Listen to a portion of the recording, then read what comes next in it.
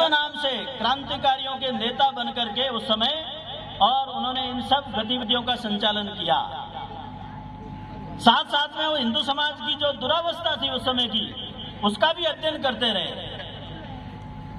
और ये सारा जो अध्ययन करने के बाद उन्होंने जो निचोड़ निकाला, उन्होंने कहा कि आज हमारे समाज के अंदर कोई उत्साह नहीं है, कोई इस प्रकार का गर्व नहीं है। यानी उस समय जब स्वामी विवेकानंद जी ने 1893 के अंदर शिकागो के विश्व धर्म सम्मेलन में और हिंदू धर्म और संस्कृति की जब गौरव गाथा वहां पर गाई थी, और उसके बाद में गर्व से कौम हिंदू ये शब्द जब चलना प्रारंभ हुआ था, डॉक्टर हेडगेवार ने अध्ययन किया कि किसी को हिंदू होने का गर्व नहीं था। इन सब में से उन्होंने और एक रास्ता निकाला और एक संकल्प लिया। उन्होंने कहा कि जितने भी विदेशी आचार्य आए थे, चाहे शक आए थे, हूण आए थे, यवन आए थे, उनके बाद में मुगल आए थे, या फिर ये अंग्रेज उस समय जो टिके हुए थे, इन सबको अवसर क्यों मिला? तो उन्होंने उन विदेशियों को भारत राष्ट्र को स्वतंत्र कराने के लिए राष्ट्रीय स्वयंसेवक संघ के इस काम को उन्होंने प्रारंभ किया। संकल्प रखा कि मैं हिंदू समाज का संगठन करूंगा। कैसा हिंदू खड़ा करना है?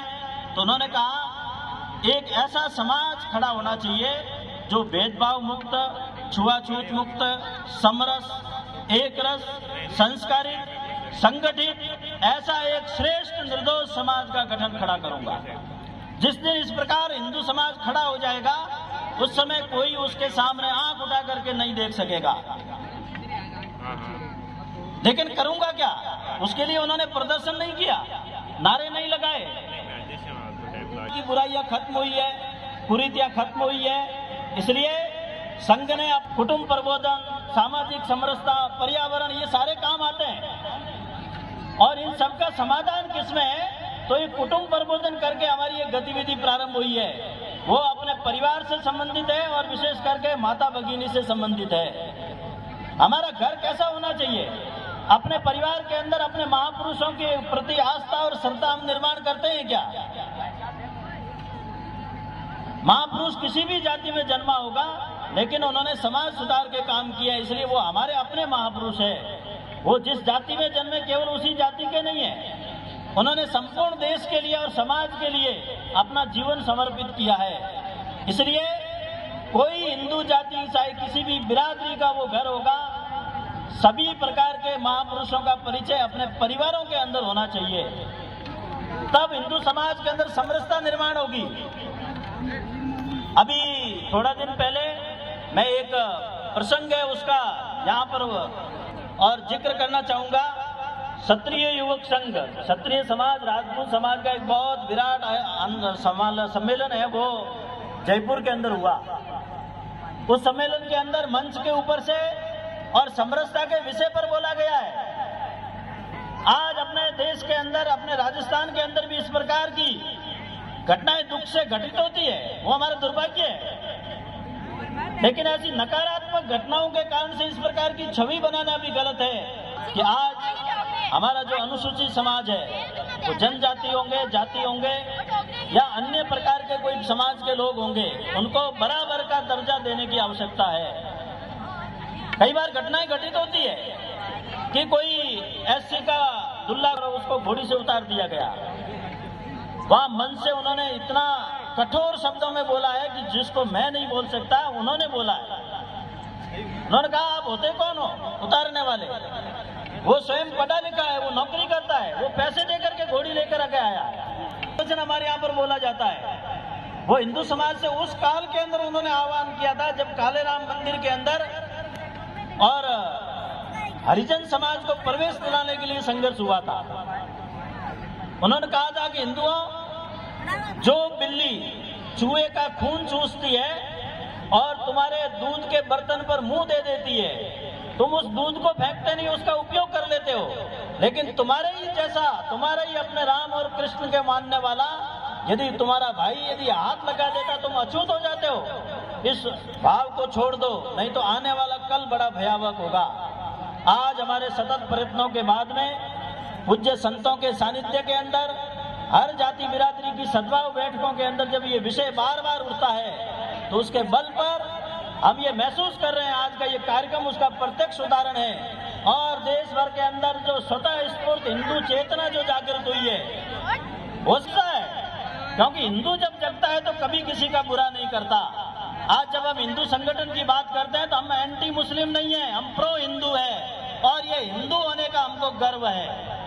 हमारे इस हिंदू शब्द की, हिंदू राष्ट्र की जब बहुत गहराई के अंदर आप यदि व्याख्या करेंगे तो ये राष्ट्रीयता का सूचक है, किसी मतपंथ संप्रदाय का सूचक नहीं है, पूजा पद्धति का सूचक नहीं है, राष्ट्रीयता का प्रतीक है। और इसलिए हम सबके मनों में ये भाव होना चाहिए कि भारतीय कहना और हिंदू कहना ये दोनों एक दूसरे का पर्यायवाची है। ये संप्रदाय से संबंध नहीं रखता, मजहब से संबंध नहीं रखता, पूजा पद्धति से संबंध नहीं रखता।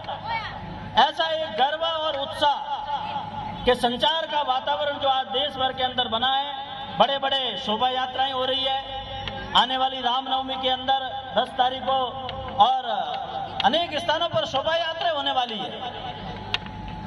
आज शासन प्रशासन उसकी व्यवस्था में लगता है, शासन प्रशासन को बड़ी तनाव की स्थिति निर्माण हो जाती है, लेकिन हिंदू समाज की ओर से कभी भी इस प्रकार के आयोजनों के अंदर और न तो रोड़ा अटकाया जाता है, न अव्यवस्था की जाती है। हमारे ये सारे कार्यक्रम विशेष करके जो संघ के होते हैं वो पूर्ण अनुशासन के अंदर होते हैं। आज डीडवाना की धरती पर सब लोगों ने देखा है, हम कभी भी तय नियमों को तोड़ते नहीं है, कभी रूट को हम बदलते नहीं है। इसलिए आज आवश्यकता है कि शासन के शिखर पर बैठे हुए लोगों को अपनी शब्दावली बदलनी पड़ेगी, अपनी भाषा बदलनी पड़ेगी। हर बात के अंदर वोट की राजनीति ये समाज के लिए, राष्ट्र के लिए, सबके लिए घातक है। हर बात के अंदर जब वोट की राजनीति 70वां वर्ष भी मना रहा है, भारत सरकार ने इसको अमृत महोत्सव के रूप में घोषित किया है। आज हमको ये तय करना है कि 75 वर्षों को हो गए अंग्रेजों को गए हुए, उन 75 वर्षों के अंदर स्व का जागरण हुआ है क्या, स्वत्व का प्रकटीकरण हुआ है क्या, स्वराज्य आया है क्या, केवल स्वाधीनता आई है, तंत्र स्वतंत्र हुआ है क्या। तो आज जब हम देखते हैं तो इन सब बातों का थोड़ा थोड़ा अभाव लगता है। और चंद लोगों का महिमा मंडन किया गया 75 वर्षों के अंदर। हजारों ऐसे लोग हैं जिनको गुमनाम कर दिया गया, भुला दिया गया। ऐसे अनछुए पहलुओं को सामने ला करके समाज के बीच में रखने की आज आवश्यकता है। इसलिए हम सबको पहल भी करनी पड़ेगी। एक तरफ हम संगठन हिंदू समाज को साथ लेकर के चलेंगे, गांव गांव के अंदर किसी भी प्रकार की उत्पीड़न की, किसी भी प्रकार की विषमता की, जहां से और हमारा सद्भाव खराब हो, इस प्रकार का हम कोई काम नहीं करेंगे, ऐसा हमारा संकल्प है। और ये हम इस प्रकार अपने व्यवहार और आचरण से स्थान स्थान पर प्रकटीकरण भी कर रहे हैं। इसलिए मीडिया के बंधुओं से मेरा निवेदन भी है कि आज सकारात्मक इस प्रकार के अनेक उपक्रम समाज के अंदर हो रहे हैं, उनको स्थान दें, उनको ज्यादा महत्व दें, उन घटनाओं को छापें जो दुष्टवर्ती षड्यंत्रकारी जो तत्व है, जो समाज को तोड़ना चाहते हैं, उनके अरमानों को कभी पूरा न होने दें। जो सज्जन शक्ति है, समाज को साथ लेकर के चलती है, जो संत महात्मा है, जो सबके कल्याण की बात करते हैं, उनके जीवन के संस्मरण प्रसंग, उनके प्रवचन, उनकी कथाएं जो समाज के अंदर हो रही है, उनको एक महत्व देकर के चलाएं। जब स्वराज्य की बात चल रही है तो स्वराज्य को ध्यान में रखते हुए वर्तमान में एक और बात चलती है जिसको अंग्रेजी में बोलते हैं नैरेटिव, हिंदी में उसको कहेंगे विमर्श। विमर्श मतलब विचार का विमर्श। विमर्श आज तक कैसे खड़ा किया इस देश के अंदर, एक ताजा उदाहरण है द कश्मीर फाइल्स, आज सबने देखी होगी, जिसके अंदर और एक प्रोफेसर दिखाया जाता है, एक कैंपस दिखाया जाता है।